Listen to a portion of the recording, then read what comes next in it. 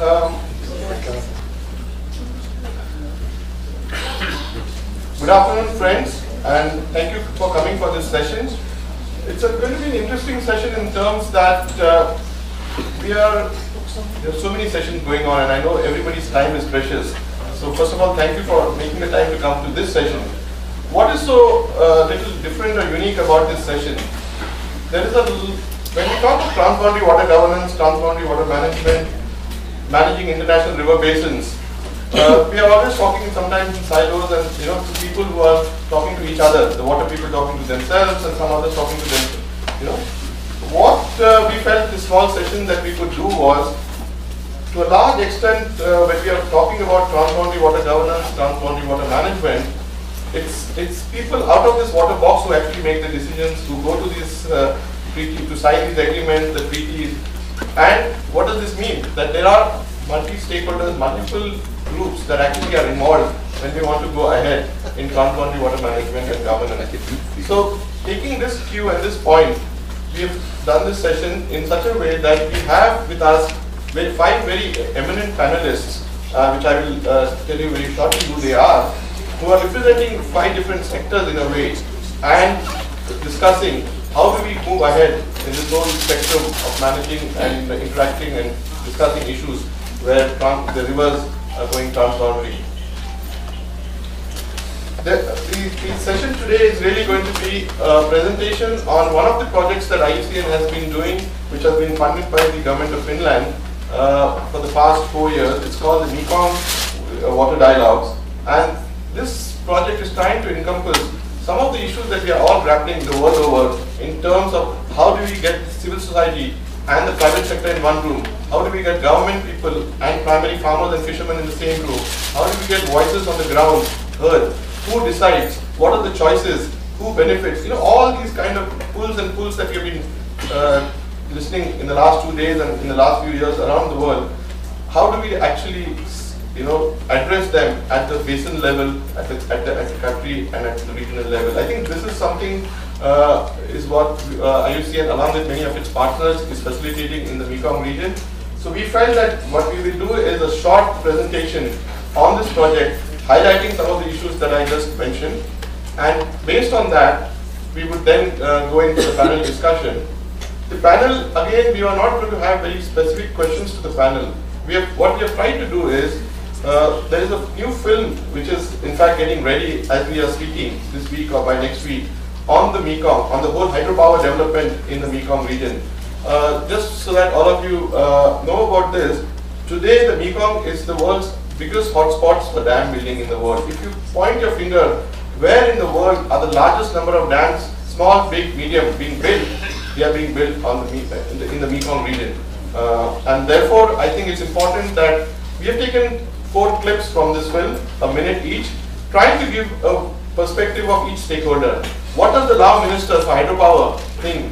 Why is it important for dam building in Laos? Why is the energy, which he calls as transparent and clean energy, important for the development of Laos? We have another fisherman who's saying that, but my livelihood is gone. Somebody says my cultural home has been lost.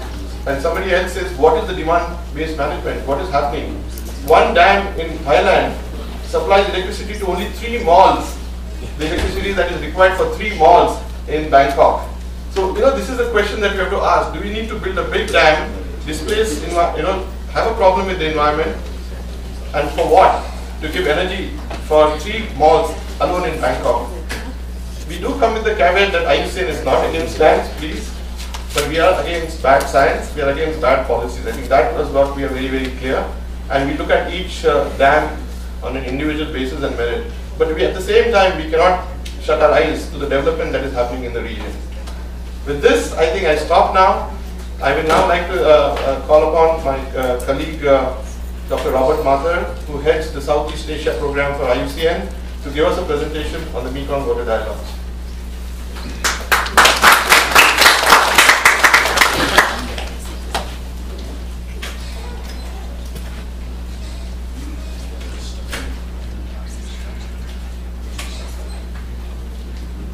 Thank you, Ganesh, for that introduction.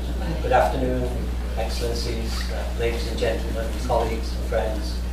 I'll give an overview of the Mekong Water Dialogues program, what we've been doing, some of the things that are complete and some of the things that are still ongoing, and a few things still to be done as we move into the future. But before telling you about the project, let's set the context a little bit. We're working in an area where local livelihoods and food security are incredibly dependent on natural resources. And nowhere is this more so than in the lower Mekong Basin. The lower Mekong is the most productive inland fishery anywhere in the world, and it accounts for anything between 2 and 10% of the GDP of each of the Mekong countries. It provides the main source of animal protein for 60 million people, which is valued at least $3 billion a year at point of first consumption or first sale. When you add in the second and third resale values and the processing added values, that figure jumps incredibly. And what's some of the things that are interesting to note about that are that this productivity is to a large extent based on productivity of migratory species. And within the Mekong Basin, for example, there are basically three migration systems, a lower, middle and upper system, with the lower system being far more productive than the other systems. And given that all of this productivity depends on migration, fish migration, we need to know more about that migration process. And for many species, we just don't know what is the trigger to migration. But in the cases that we do know, it's very often connected with the natural changes in the hydrology of the river system. But superimposed on that way of life and livelihood and food security that depends on natural resources, we have very rapid development going on in this part of the world. Over the last decade or so, and it continues to be one of the fastest developing regions of the world. We have, for example, the whole GMS, the Greater Mekong Subregion Economic Development Program that has been established and supported by the Asian Development Bank, which focuses on economic corridors connecting the three countries, and including things like interconnectivity of transport, markets for different commodities, foreign direct investment in these areas, and of course also local economic development.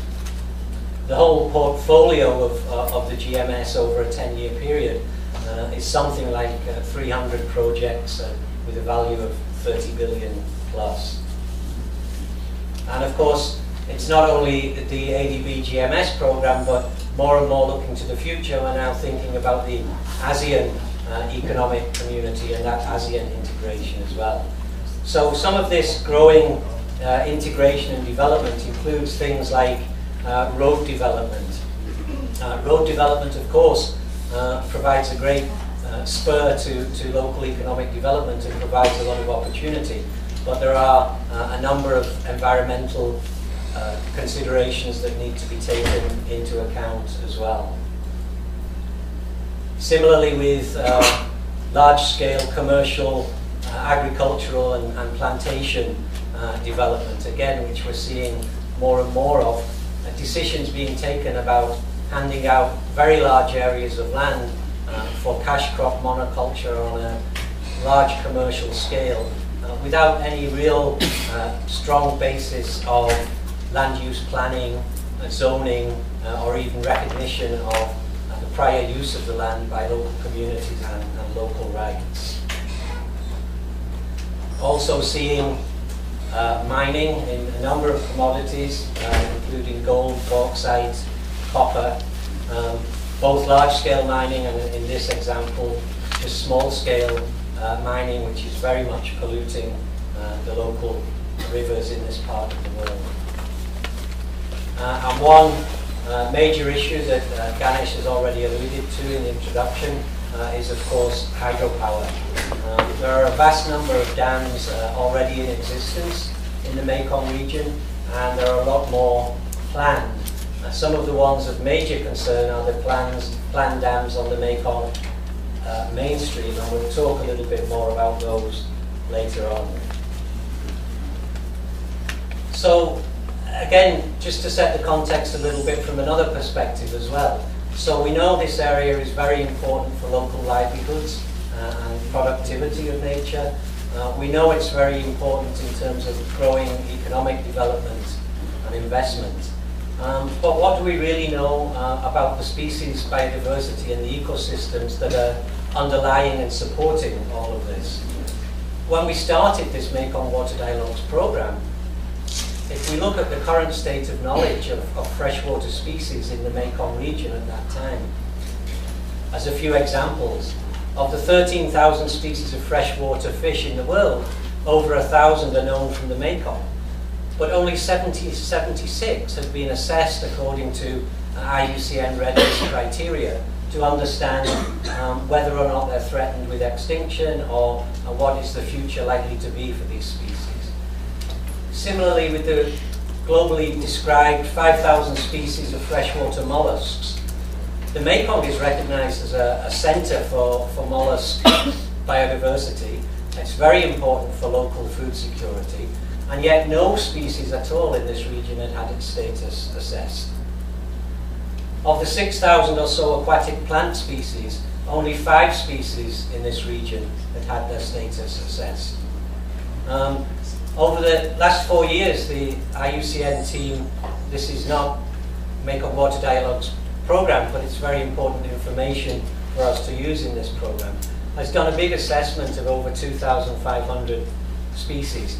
And what this clearly shows, if you look at the map on the left, is the overall distribution of species. The darkest colours are where we have the most freshwater species. So the lower Mekong River and the lower Chao Phraya River as well, incidentally, coming out as being very highly important for species diversity.